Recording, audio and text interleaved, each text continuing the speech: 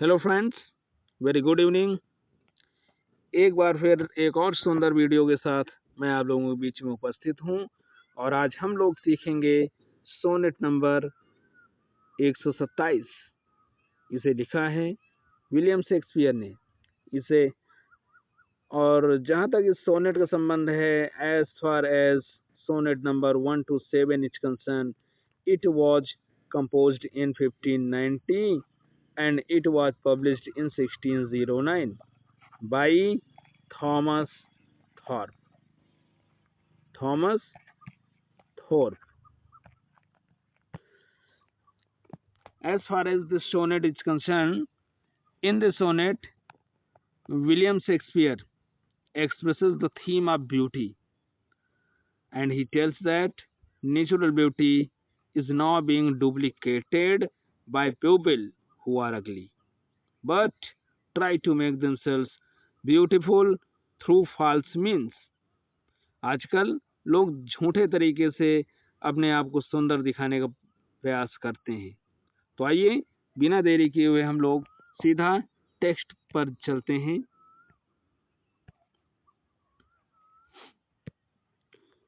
In the old age black was not counted fair.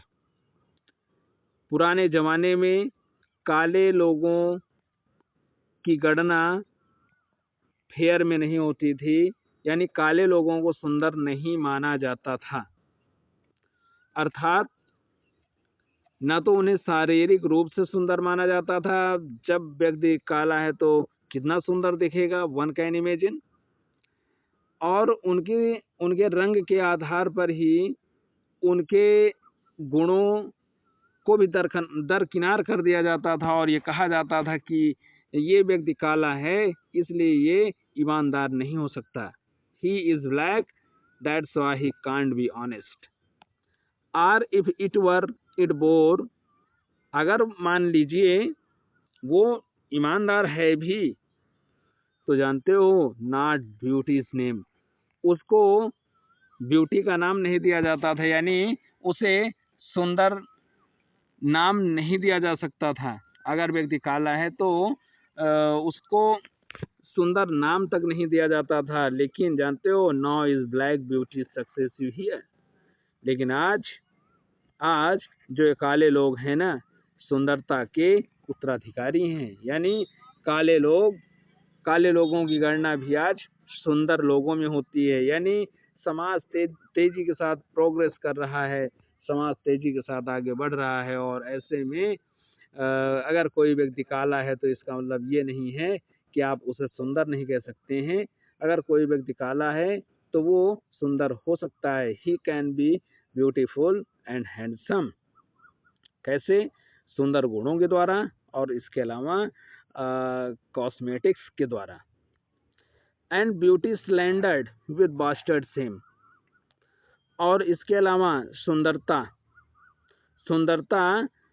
को बदनाम किया जाता है बास्टर्ड सेम, गलत तरीकों से, बहुत शर्मनाक तरीके से।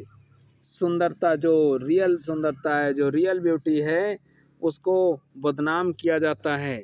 और आज तो आप देख पा रहे हैं कि जो वास्तविक सुंदर हैं उनसे जो रियल ब्यूटीफुल हैं उनकी तुलना में जो आर्टिफिशियल ब्यूटी कहीं ज़्यादा दिखाई पड़ रही है। और आर्टिफिशियल ब्यूटी का ज़माना है। Each and every, either it is girl और boy, everybody looks beautiful, looks handsome by cosmetics, by using the cosmetics. For since each hand, और लगभग हर हाथ, यानी लगभग हर लड़की हाथ पुट ऑन नेचर्स पावर, लगभग हर लड़की प्राकृतिक ताकतों के ऊपर नियंत्रण करती है। यानी नेचर ने भले उनको काला बनाया हो, लेकिन वो अपनी आर्टिफिशियल पावर, अपनी आर्टिफिशियल ताकत के दम पर सुंदर दिखते हैं, सुंदर दिखने का पूरा प्रयास करते हैं। और इसीलिए कहता हूँ, fairing the foul with art solves borrowed face. और इसीलिए जो मतलब जो बदसूरत लोग हैं, बदसूरत लोग जो भी हैं, वो भी सुंदर दिखने का प्रयास करते हैं झूठे झूठे और उधार के मुखौटे के साथ। झूठे और उधार के मुखौटे के साथ। उधार मुखौटा क्या? वही ब्यूटी पार्लर।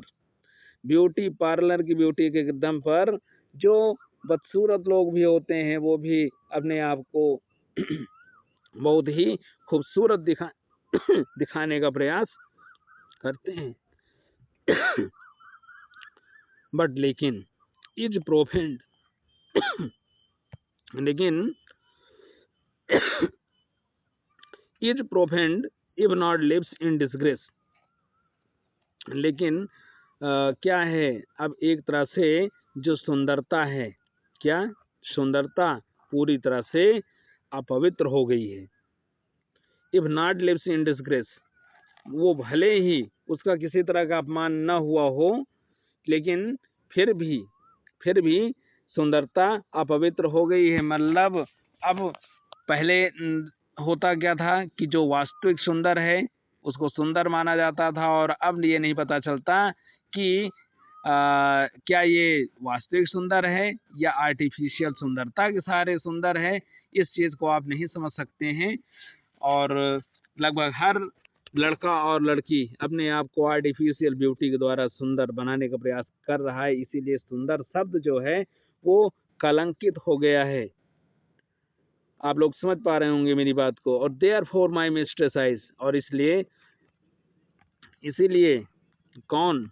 विलियम शेक्सपियर भाई साहब कहते हैं देयर फॉर माई मिस्ट्रेस, और इसलिए जहाँ तक मेरी प्रेमिका का संबंध है तो मेरी प्रेमिका की जो आंखें हैं आर रेवन ब्लैक, अत्यधिक काली हैं। मेरी प्रेमिका की जो आंखें हैं वो बहुत ही काली काली आंखें हैं। हर आइज सो स्वीटेड, और उसकी आंखों पर ये जचती भी बहुत है। कौन? काली काली आंखें। मेरी प्रेमिका की आंखें काली काली हैं और वो उसकी आंखों पर खूब जचती भी हैं। एंड दे मॉर्नर सीम, और ऐसा लग रहा है कि वो आंखें विलाप कर रही हैं, ऐसा प्रतीत होता है फ्रेंड्स। और at such who are not born, और आप लोगों को तो मालूम है ही है कि ये डार्क लेडी कौन है। डार्क लेडी के लिए विलियम शेक्सपियर ने 26 सोनेट्स लिखे थे। तो वो बताते हैं कि जहाँ तक मेरी मिस्ट्रेस का संबंध है तो उसकी आंखें बहुत ही काली काली हैं, और हर आइज सो स्वीटेड, और उसकी आंखें बहुत जचती भी हैं। और दे मॉर्नर सीम, और ऐसा लग रहा है कि वो आंखें विलाप कर रही हैं। और at such who not born fair no beauty lack, यद्यपि at such who not born fair, यद्यपि वो जन्मजात सुंदर तो नहीं है, यद्यपि वो जन्मजात सुंदर नहीं है, फिर भी नॉन ब्यूटी लैक, लेकिन सुंदरता की कोई कमी नहीं है। यद्यपि मेरी प्रेमिका जन्मजात तो सुंदर नहीं है, क्योंकि उसका जो कॉम्प्लेक्शन है वो डार्क है। डार्क कॉम्प्लेक्शन के साथ भी वो बहुत ही खूबसूरत दिखती है। स्लेंडरिंग क्रिएशन, और स्लेंडरिंग क्रिएशन विद फॉल्स स्टीम, और गलत तरीके से वो स्लेंडरिंग क्रिएशन, मतलब एक तरह से ईश्वर के द्वारा बनाए गए, ईश्वर के द्वारा जो रचनाएं की गई हैं उसका वो एक तरह से मजाक उड़ा रही है। भगवान ने उसको जैसा बनाया उसका उसने मजाक उड़ाया। किसके माध्यम से? अपनी आर्टिफिशियल क्षमता के द्वारा, अपनी आर्टिफिशियल ब्यूटी के द्वारा वो मजाक उड़ा रही है। किसका? भगवान ने उसको जैसा बनाया है उसका वो मजाक उड़ा रही है, यानी उसको बदनाम कर रही है। यट फिर भी so they mourn becoming of their woe, फिर भी ऐसा लग रहा है कि they mourn becoming of their woe, ठीक है, और शायद वो विलाप कर रही हैं देयर ओ, अपने कष्टों को लेकर के। यद्यपि मेरी जो प्रेमिका है उसकी आंखों में पीड़ा देखी जा सकती है। One can see the pain in her eyes, और शायद उसको पीड़ा यही है कि भगवान ने उसको नेचुरल ब्यूटीफुल नहीं बनाया, प्राकृतिक रूप से सुंदर नहीं बनाया। और यद्यपि वो सुंदर दिख रही है, लेकिन अगर गॉड ने सुंदर बनाया होता तो और क्या बात होती।